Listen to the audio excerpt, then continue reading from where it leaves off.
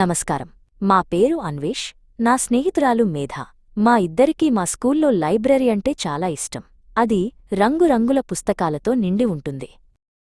ఒకరోజు మేధ పాత పుస్తకాలను శుభ్రం చేస్తుండగా లోపల చిన్న చిరిగిపోయిన కాగితాన్ని చూసింది. అది అస్పష్టంగా ఉన్న ఒక పాత మ్యాప్. అన్వేష్, చూడు, ఇది నిధి మ్యాప్ లాగా ఉంది అంది మేధ. మేమిద్దరం ఆ మ్యాప్ను తీసుకెళ్లి లైబ్రేరియన్ అయిన విమల మేడంకు చూపించాం. విమల మేడం నవ్వి, నిజంగా? అయితే ఆలస్యం చేయకండి, మొదటి క్లూ ఎక్కడ ఉందో చూడండి అన్నారు.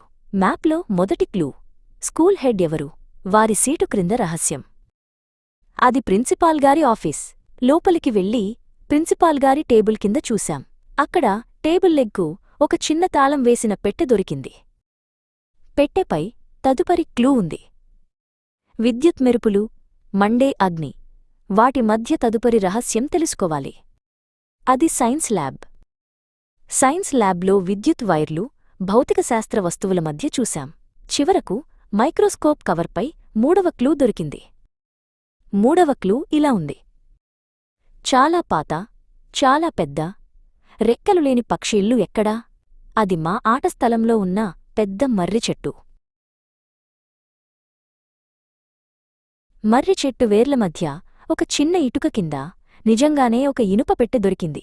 మేము దానిని తెరిచాం. అదెలాంటి నిధి? బంగారమా? వజ్రాలా?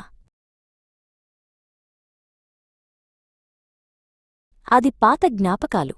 లోపల పూర్వ విద్యార్థులు రాసిన లేఖలు, చిన్న చిన్న బొమ్మలు, వారి పాఠశాల కథలతో నిండి ఉంది. విమల మేడం మమ్మల్ని చూసి నవ్వారు. నిజమైన నిధి, అదృశ్యమైన జ్ఞానం, మధురమైన జ్ఞాపకాలే.